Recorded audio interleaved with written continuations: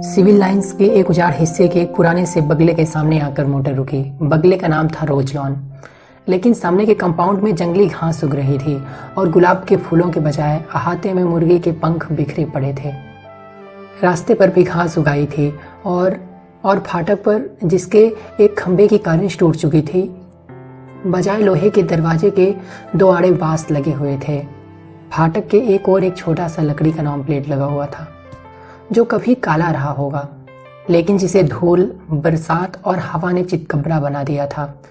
Chandar motor से उतरकर उस बोर्ड पर लिखे हुए अथमीटे सफेद अक्षरों को पढ़ने की कोशिश करने लगा, और जाने किसका मुंह देखकर सुबह उठा था, उसे सफलता भी मिल गई। उस पर लिखा था AF डिक्रूज। उसने जेब से लिफाफा निकाला और पता मिलाया। लिफाफे पर लिखा हुआ था मिस P डिक्रूज। यही बगला है, उसे संतोष हुआ। हॉर्न दो, उसने ड्राइवर से कहा। ड्राइवर ने हॉर्न दिया, लेकिन किसी का बाहर आना तो दूर, एक मुर्गा जो अहाते में कुड़कुड़ा रहा था, उसने मुड़कर बड़े संदेह और त्रास से चंद्र की ओर देखा और उसके बाद पंख फड़फड़ाते हुए, चीखते हुए जान छोड़ के भागा।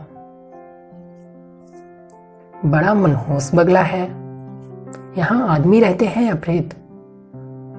कपूर ने ऊब कर कहा और ड्राइवर से बोला, जाओ तुम, हम अंदर जाकर देखते हैं। अच्छा हुजूर। सुधा बीबी से क्या कह देंगे? कह देना, पहुंचा दिया। कार मुड़ी और कपूर बांस फाद कर अंदर घुसा।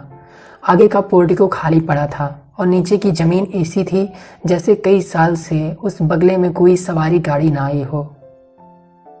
वह बरामदे में गया। दरवाजे बंद थे और उन पर धूल जमी हुई थी। एक जगह चौखट और दरवाजे के बीच में मकड़ी ने जाला बुन रखा था। यह बंगला खाली है शायद, कपूर ने सोचा। सुबह 8:30 बजे ही वहां ऐसा सन्नाटा छाया हुआ था कि दिल घबरा जाए। आसपास चारों ओर आधी फरनाग तक कोई बंगला नहीं था। उसने सोचा बंगले के पीछे की ओर शायद नौकरों की झोपड़ियां हों। वह दाएं बाजू से मुड़ा और खुशबू का एक तेज झोंका उसे चूमता हुआ निकल गया। ताज्जुब है, यह सन्नाटा, यह मनहूसी और इतनी खुशबू। कपूर ने कहा और आगे बढ़ा तो देखा कि बंगले के पिछवाड़े गुलाब का एक बहुत खूबसूरत बाग है। कच्ची रवि से और बड़े बड़े गुलाब, हर रंग के। वह सचमुच रोजलान था। वह बाग में पहुंचा। उधर से भी बंगले के दरवाजे बंद थे। उसने खटखटाया, लेकिन कोई जवाब न मिला। वह बाग में घुसा कि शायद कोई माली काम कर रहा हो। बीच बीच में ऊंचे ऊंचे जंगली चमेली के झाड़ थे और कहीं कहीं लोहे के छड़ों के कटघरे। बेगम बेलिया भी फूल रही थी, लेकिन चारों ओर एक अजब सा सन्नाटा था और हर फूल पर किसी खामोशी के फरिश्ते की छां थी। फूलों में रंग था, हवा में ताजगी थी, पेड़ों में हरियाली थी, झोंकों में खुशबू थी, लेकिन फिर भी सारा बाग एक ऐसे सितारों का गुलदस्ता लग रहा था जिसकी चमक, जिसकी रोशनी और जिसकी ऊंचाई लुट चुकी हो। लगता था जैसे बाग का मालिक मौसमी रंगीनी भूल चुका हो, क्योंकि नेस्टरसियम या स्वीट पी या फ्लाक्स कोई भी मौसमी फूल ना था। सिर्फ गुलाब थे और जंगली चमेलियाँ थी और बेगम बेलियाँ थी, जो सालों पहले बोए गए थे। उसके बाद उन्हीं की काट छाट पर बाग चल रहा था। बागवानी में कोई नवीनता और मौसम का उल्लास न था। चंदर फूलों का बेहद शौकीन था। सुबह घूमने के लिए उसने दरिया किनारे के बजाय अल्फ्रेड पार्क चुना था, क्योंकि पानी की लहरों के बजाय उसे फूलों के बाग के रंग और सौरभ की लहरों से बेहद प्यार था। और उसे दूसरा शौक था कि फूलों के पौधों के पास से गुजरते हुए हर फूल को समझने की कोशिश करना। अपनी नाजुक टहनियों पर हंसते मुस्कुराते हुए ये फूल जैसे अपने रंगों की बोली में आदमी से जिंदगी का जाने कौन सा राज कहना चाहते हैं। और ऐसा लगता है कि जैसे हर फूल के पास अपना व्यक्तिगत संदेश है, जिसे वह अपने दिल की पंखुड़ियों में आहिस्ता से सहेज कर रखे हुए है, कि कोई सुनने वाला मिले और वह अपनी दास्तां कह जाए। पौधे की ऊपरी फुनगी पर मुस्कुराता हुआ आसमान की तरफ मुँह किए हुए यह गुलाब, जो रात भर सितारों की मुस्कुराहट चुपचाप पीता रहा है, यह अपने मोतियों पंखुड़ियों के ओठों से जाने क्यों खिलखिलाता ही जा रहा है। जाने इसे कौन सा रहस्य मिल गया है। और वह नीचे वाली टहनी में आधा झुका हुआ गुलाब, झुकी हुई पलकों सी पंखुड़ियां और दोहरे मखमली तार सी उसकी डंडी। यह गुलाब जाने क्यों उदास है। और यह दुबली पतली लंबी सी नाजुक कली जो बहुत सावधानी से हरा आंचल लपेटे है और प्रथम जात यौवन की तरह लाज में जो सिमटी तो सिमटी ही चली जा रही है, लेकिन जिसके यौवन की गुलाबी लपटें साथ हरे पर्दों में से झलकी ही पड़ती हैं, झलकी ही पड़ती हैं। और फारस के शहजादे जैसा शान से खिला हुआ पीला गुलाब, उस पीले गुलाब के पास आकर चंदर रुक गया और झुककर देखने लगा। कार्तिक पूनों के चांद से झरने वाले अमृत को पीने के लिए व्याकुल किसी सुकुमार भावुक परी की फैली हुई अंजल के बराबर बड़ा सा वह फूल जैसे रोशनी बिखेर रहा था। बेगम बेलिया के कुंज से छनकर आने वाली तोता पंखी धूप ने जैसे उस पर धान पान की तरह खुशनुमा हरियाली बिखेर दी थी। चंदर ने सोचा उसे तोड़ ले, लेकिन हिम्मत न पड़ी। वह झुका कि उसे सूख ही ले। सूखने के इरादे से उसने हाथ बढ़ाया ही था कि किसी ने पीछे से गरज कर कहा, Here you are, I had got red-handed today. यहाँ तुम हो, आज तुम्हें मौके पर पकड़ पाया हूँ। और उसके बाद किसी ने अपने दोनों हाथों में जकड़ लिया और उसकी गर्दन पर सवार हो गया। वह उछल पड़ा और अपने को छुड़ाने की कोशिश करने लगा। पहले तो वह कुछ समझ नहीं पाया। अजब रहस्यमय है यह बगला। एक अव्यक्त भय और एक सिहरन में उसके हाथ पांव ढीले हो गए, लेकिन उसने हिम्मत करके अपना एक हाथ छुड़ा लिया और मुड़कर देखा तो एक बहुत कमजोर बीमार सा पीली आंखों वाला गोरा उसे पकड़ा था। चंदर के दूसरे हाथ को फिर पकड़ने की कोशिश करता हुआ वह हाँफता हुआ बोला, रोज रोज यहाँ से फूल गायब होते थे। मैं कहता था कौन ले जाता है। वह हाँफता जा रहा था। आज मैंने पकड़ा तुम्हें, रोज चुपके से चले जाते थे। वह चंदर को कसकर पकड़े था, लेकिन उस बीमार गोरे की सांसें जैसे टूटी जा रही हो। चंदर ने उसे झटका देकर धकेल दिया और डांट कर बोला, क्या मतलब है तुम्हारा, पागल है क्या? खबरदार जो हाथ बढ़ाया, अभी ढेर कर दूंगा तुझे, गोरा सुअर। और उसने अपनी आस्तीनें चढ़ाई। वह धक्के से गिर गया था। धूल झाड़ते उठ बैठा और बड़ी ही रोनी आवाज में बोला, कितना जुल्म है, कितना जुल्म है। मेरे फूल भी तुम चुरा ले गए और मुझे इतना हक भी नहीं कि तुम्हें धमकाऊं।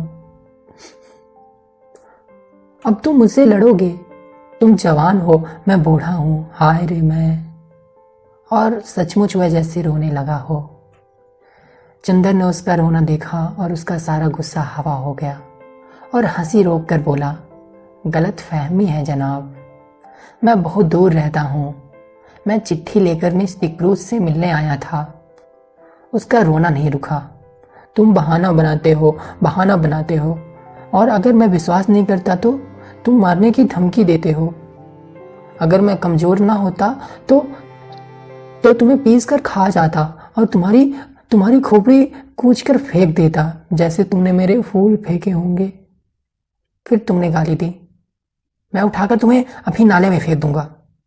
अरे बाप रे, दौड़ो दौड़ो, मुझे मार डाला। टॉमी, अरे दोनों कुत्ते कहाँ मर गए? उसने डर के मारे चीखना शुरू कर दिया। क्या है बर्टी, क्यों चिल्ला रहे हो? बाथरूम के अंदर से किसी ने चिल्ला कर कहा। अरे मार डाला इसने, दौड़ो दौड़ो। झटके से बाथरूम का दरवाजा खुला। गाउन पहने हुए एक लड़की दौड़ती हुई आई और चंदर को देखकर रुक गई। उसने डांट कर पूछा, क्या है? कुछ नहीं, शायद पागल मालूम देता है। जवान संभाल कर बोलो, वह मेरा भाई है। ओह, कोई भी हो, मैं मिस डिक्रूज से मिलने आया था। मैंने आवाज दी तो कोई नहीं बोला। मैं बाग में घूमने लगा, इतने में इसने मेरी गर्दन पकड़ ली। यह बीमार और कमजोर है, वरना अभी इसकी गर्दन दबा देता। गोरा उस लड़की के आते ही फिर तनकर खड़ा हो गया और दांत पीस कर बोला, अरे मैं तुम्हारे दांत तोड़ दूंगा, बदमाश कहीं का। चुपके चुपके आया और गुलाब तोड़ने लगा। मैं चमेली के झाड़ के पीछे छुपा देख रहा था। अभी मैं पुलिस को बुलाती हूँ, तुम देखते रहो बर्टी, इसे मैं फ़ोन करती हूँ। लड़की ने डांटते हुए कहा, अरे भाई, मैं मिस डिक्रूज से मिलने आया हूँ। मैं तुम्हें नहीं जानती, झूठा कहीं का। मैं मिस डिक्रूज हूँ। देखिए तो यह खत। लड़की ने खत खोला और पढ़ा। एकदम उसने आवाज़ बदल दी। छी बर्टी, तुम किसी दिन पागल खाने जाओगे। आपको डॉक्टर शुक्ला ने भेजा है। तुम तो मुझे बदनाम करा डालोगे। उसकी शक्ल और भी रोनी हो गई। मैं नहीं जानता था, मैं नहीं जानता था, उसने और भी घबरा कर कहा। माफ कीजिएगा, लड़की ने बड़े मीठे स्वर में साफ हिंदुस्तानी में कहा। मेरे भाई का दिमाग जरा ठीक नहीं रहता। जब से उसकी पत्नी की मौत हो गई, इसका मतलब ये नहीं कि ये किसी भले आदमी की इज्जत उतार ले। चंदर ने बिगड़ कर कहा, देखिए, बुरा मत मानिए, मैं इसकी ओर से माफ़ी मांगती हूँ। आइए अंदर चलिए। उसने चंदर का हाथ पकड़ लिया। उसका हाथ बेहद ठंडा था। वह नहा कर आ रही थी। उसके हाथ से एक तुषार स्पर्श से चंदर सिहर उठा और उसने हाथ झटाकर कहा, अफसोस, आपका हाथ तो बर्फ है। लड़की चौंक गई। वह सन स्नादा सहसा सचेत हो गई और बोली, अरे शैतान तुझे ले जाए बर्टी, तुम्हारे पीछे मैं गाउन में भाग आई। गाउन के दोनों कॉलर पकड़कर उसने अपने खुली गर्दन ढकने का प्रयास किया और फिर अपनी पोशाक पर लज्जित होकर भागी। अभी तक गुस्से के मारे चंदर ने उस पर ध्यान ही नहीं दिया था, लेकिन उसने देखा कि वह 23 बरस की दुबली पतली तरुणी, लहराता हुआ बदन, गले तक कटे हुए बाल, एग्लो इंडियन होने के बावजूद गोरी नहीं है। चाय की तरह वह हल्की, पतली, भूरी और तुर्स थी। भागते वक्त ऐसी लग रही थी जैसे छलकती हुई चाय। इतने में वह गोरा उठा और चंदर का कंधा छूकर बोला, माफ करना भाई, उससे मेरी शिकायत मत करना। असल में ये गुलाब मेरी मृत पत्नी की यादगार है। जब इनका पहला पेड़ आया था ना, तब मैं इतना ही जवान था जितना तुम, और मेरी पत्नी उतनी ही अच्छी थी जितनी पम्मी। पम्मी कौन? या मेरी बहन प्रमिला डिक्रूज। ओह, कब मरी आपकी पत्नी? माफ़ कीजिएगा, मुझे भी मालूम नहीं था। हाँ, मैं बड़ा भागा हूँ, मेरा दिमाग कुछ खराब रहता है। देखिए देखिए, कहकर उसने अपनी खोपड़ी चंदर के सामने कर दी और बहुत गिड़गिड़ा कर बोला, पता नहीं कौन मेरे फूल चुरा ले जाता है। अपनी पत्नी की मृत्यु के बाद 5 साल से मैं इन फूलों को संभाल रहा हूँ। हाय रे मैं। जाइए, पम्मी बुला रही है। पिछवाड़े के सहन का बीच का दरवाजा खुल गया। पम्मी कपड़े पहनकर बाहर झांक रही थी। चंदर आगे बढ़ा और गोरा मुड़कर अपने गुलाब और चमेली की झाड़ी में खो गया। चंदर गया और कमरे में पड़े हुए एक सोफा पर बैठ गया। पम्मी नहा चुकी थी। शैम्पू से धुले हुए रूखे बाल जो मचले पड़ रहे थे। खुशनुमा आसमानी रंग का एक पतला चिपका हुआ झीना ब्लाउज और ब्लाउज पर एक फ्लैनेट का फुल पैंट, जिसके 2 गेलिस कमर, छाती और कंधे पर चिपके हुए थे। होठों पर एक हल्की लिपस्टिक की झलक मात्र थी और गले तक बहुत हल्का पाउडर जो बहुत नज़दीक से ही मालूम होता था। लंबे नाखूनों पर हल्की गुलाबी पैंट। वह आई, निसंकोच भाव से उसी सोफे पर कपूर के बगल में बैठ गई और बड़ी मुलायम आवाज में बोली, मुझे बड़ा दुख है मिस्टर कपूर, आपको बहुत तवालत उठानी पड़ी। चोट तो नहीं आई? नहीं नहीं, कोई बात नहीं। कपूर का सारा गुस्सा हवा हो गया। कोई भी लड़की निसंकोच भाव से इतनी अपनायत से सहानुभूति दिखाए और माफ़ी मांगे तो उसके सामने कौन पानी पानी नहीं हो जाएगा। और फिर वह भी तब जब उसके होठों पर न केवल भोली अच्छी लगती हो, वरन लिपस्टिक भी इतनी प्यारी हो। लेकिन चंदर की एक आदत थी, वह चाहे कुछ भी हो, कम से कम वह यह अच्छी तरह जानता था कि नारी जात से व्यवहार करते समय कहाँ पर कितनी ढील देनी चाहिए, कितना कसना चाहिए, कब सहानुभूति से उसे झुकाया जा सकता है और कब अकड़कर। इस वक्त जानता था कि इस लड़की से वह जितना सहानुभूति चाहे ले सकता है, अपने अपमान के हर जाने के तौर पर। इसलिए कपूर साहब बोले, लेकिन मिस डिक्रूज, आपके भाई बीमार होने के बावजूद भी बहुत मजबूत है। उफ, गर्दन पर जैसे अभी तक जलन हो रही है। ओहो, सचमुच मैं बहुत शर्मिंदा हूँ, देखूं? और कॉलर हटाकर उसने गर्दन पर अपनी बर्फीली अंगुलियां रख दी। लाइए लोशन मल दूं मैं। धन्यवाद धन्यवाद, इतना कष्ट ना कीजिए, आपकी उंगलियां गंदी हो जाएंगी, कपूर ने बड़ी शालीनता से कहा। पम्मी के होंठों पर एक हल्की सी मुस्कुराहट, आंखों में एक हल्की सी लाज और वक्ष में एक हल्का सा कंपन दौड़ उठा। यह वाक्य कपूर ने चाहे शरारत में ही कहा हो, लेकिन कहा इतने शांत और संयम स्वर में कि पम्मी कुछ प्रतिवाद भी न कर सकी। और फिर 6 बरस से 60 बरस तक कौन सी ऐसी स्त्री है जो अपने रूप की प्रशंसा पर बेहोश ना हो जाए। अच्छा लाइए, वह स्पीच कहाँ है जो मुझे टाइप करनी है, उसने विषय बदलते हुए कहा। यह लीजिए, कपूर ने दे दिया। यह तो मुश्किल से 3-4 घंटे का काम है। और पम्मी स्पीच को उलट पुलट कर देखने लगी। माफ कीजिएगा अगर मैं कुछ व्यक्तिगत सवाल पूछूं, क्या आप टाइपिस्ट हैं? कपूर ने बहुत शिष्टता से पूछा। जी नहीं, पम्मी ने उन्हीं कागजों पर नजर गड़ाए हुए कहा। मैंने कभी टाइपिंग और शॉर्ट हैंड सीखी थी और तब मैं सीनियर कैम्ब्रिज पास करके यूनिवर्सिटी गई थी। यूनिवर्सिटी मुझे छोड़नी पड़ी क्योंकि मैंने अपनी शादी कर ली। अच्छा, आपके पति कहाँ हैं? रावलपिंडी में आर्मी में है। लेकिन फिर आप डिक्रोज क्यों लिखती हैं? और फिर मिस? क्योंकि हम लोग अलग हो गए हैं। और स्पीच के कागज को फिर तय करती हुई बोली, मिस्टर कपूर, आप अविवाहित हैं? जी हाँ। और विवाह करने का इरादा तो नहीं रखते? नहीं। बहुत अच्छे, तब तो हम लोगों की निभ जाएगी। मैं शादी से बहुत नफरत करती हूँ। शादी अपने को दिया जाने वाला सबसे बड़ा धोखा है। देखिए, ये मेरे भाई हैं ना, कैसे पीले और बीमार से हैं। ये पहले बड़े तंदुरुस्त और टेनिस के प्रांत में अच्छे खिलाड़ियों में से थे।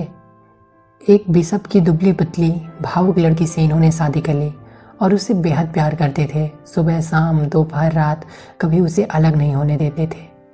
हनीमून के लिए उसे लेकर सिलोन गए। वह लड़की बहुत कलाप्रिय थी, बहुत अच्छा नाचती थी, बहुत अच्छा गाती थी और गीत भी खुद लिखती थी।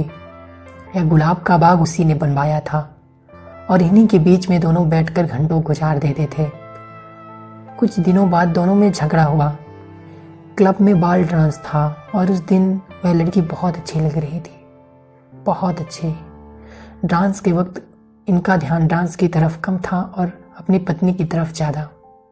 इन्होंने आवेश में आकर उसकी उंगलियां जोर से दबा दी। वह चीख पड़ी और सभी इन लोगों की ओर देखकर हंस पड़े।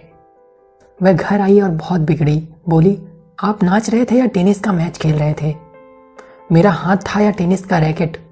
इस बात पर बर्टी भी बिगड़ गया और उस दिन से जो इन दोनों में खटकी तो फिर कभी ना बनी। धीरे धीरे वह लड़की एक शॉर्टेज को प्यार करने लगी। बर्टी को इतना सदमा हुआ कि वह बीमार पड़ गया। बर्टी ने तलाक नहीं दिया और उस लड़की ने शॉर्टेज से प्यार जारी रखा, लेकिन बीमारी में बर्टी की बहुत सेवा की। बर्टी अच्छा हो गया। उसके बाद उसको एक बच्ची हुई और उसी में वह मर गई। हालांकि हम लोग सब जानते हैं वह बच्ची उस शॉर्टेज की थी, लेकिन बर्टी को यकीन नहीं होता कि वह शॉर्टेज को प्यार करती थी। वह कहता था, यह दूसरों को प्यार करती होती तो मेरी इतनी सेवा कैसे कर सकती थी भला। उस बच्ची का नाम बर्टी ने रोज रखा और उसे लेकर दिन भर उन्हीं गुलाब के पेड़ों के बीच में बैठा रहता था, जैसे अपनी पत्नी को लेकर बैठता था। 2 साल बाद बच्ची को सांप ने काट लिया। वह मर गई और तब से बर्टी का दिमाग ठीक नहीं रहता। खैर, जाने दो। आइए अपना काम शुरू करें। चलिए अंदर के स्टडी रूम में चले। चलिए, चंदर बोला और पम्मी के पीछे पीछे चल दिया। मकान बहुत बड़ा था और पुराने अंग्रेजों के ढंग पर सजा हुआ था। बाहर से जितना पुराना और गंदा नजर आता था, अंदर से उतना ही आलीशान और सुथरा। ईस्ट इंडिया कंपनी के ज़माने की छाप थी अंदर। यहाँ तक कि बिजली लगने के बावजूद अंदर पुराने बड़े बड़े हाथों से खींचे जाने वाले पंखे लगे थे। 2 कमरों को पार कर वे लोग स्टडी रूम में पहुंचे। बड़ा सा कमरा जिसके चारों तरफ अलमारियों में किताबें सजी थी। 4 कोने में 4 मेजें लगी हुई थी, जिसमें कुछ वस्ट और कुछ तस्वीरें स्टैंड के सहारे रखी हुई थी। एक अलमारी में नीचे खानों में टाइपराइटर रखा हुआ था। पम्मी ने बिजली जला दी और टाइपराइटर खोलकर साफ करने लगी। चंदर घूमकर किताबें देखने लगा। एक कोने में कुछ मराठी की किताबें रखी हुई थी। उसे बड़ा ताज्जुब हुआ। अच्छा पम्मी। ओह माफ़ कीजिएगा मिस डिक्रूज। नहीं, आप मुझे पम्मी पुकार सकते हैं, मुझे यही नाम अच्छा लगता है। हाँ, क्या पूछ रहे थे आप? नहीं, मैं तो नहीं, मेरी नानी जी जानती थी। क्या आपको डॉक्टर शुक्ला ने हम लोगों के बारे में कुछ नहीं बताया? नहीं, कपूर ने कहा। अच्छा, ताज्जुब है। पम्मी बोली, आपने ट्रेनॉली डिक्रूज का नाम सुना है ना? हाँ हाँ, डिक्रूज जिन्होंने कौशाम्बी की खुदाई करवाई थी। वह तो बड़े पुरातत्ववेत्ता थे, कपूर ने कहा। हाँ वही, वह मेरे सगे नाना थे। और वह अंग्रेज नहीं थे, मराठा थे। और उन्होंने मेरी नानी से शादी की थी, जो एक कश्मीरी ईसाई महिला थी। उनके कारण भारत में उन्हें ईसाइयन अपनानी पड़ी। यह मेरे नाना का ही मकान है और हम लोगों को मिल गया है।